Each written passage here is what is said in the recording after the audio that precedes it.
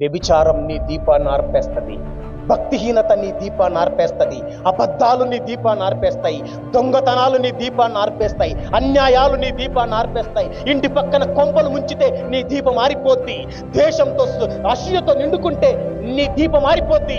మళ్ళీ చెప్తున్నా, నీ దీపం అన్య బోధలు, బైబిల్ బోధ కాకుండా లేని బోధలు నువ్వు వింటే కూడా అంత్య దినాలలో అన్య బోధలు క్రైస్తవ్యాన్ని అలుముకుంటాయి. అన్య బోధల చేత కలిపి చెరిపేటి బోధలు వచ్చాయి ఈ సమాజంలో. క్రిస్టియానిటీలోకి 2000 సంవత్సరాల క్రితం రంగ ప్రవేశం చేశాయి. ఈ రోజు మహాపర్వతమయ్యాయి అన్య బోధలు కూడా. బైబిల్కి భిన్నమైన, సత్యానికి భిన్నమైన బోధలు క్రిస్టియానిటీలోకి వచ్చాయి.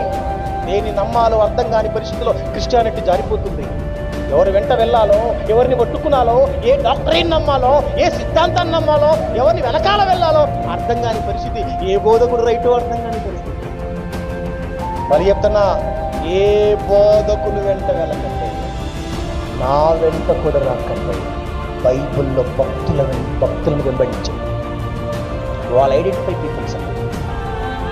ప్రవక్తలను వెంబడించండి, యేసుక్రీస్తును వెంబడించండి, అపోస్తులను వెంబడించండి.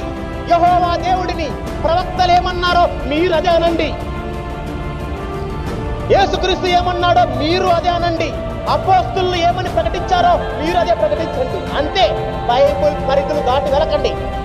దాటారో ఆత్మదీపం ఆరిపోతుంది. జాగ్రత్త.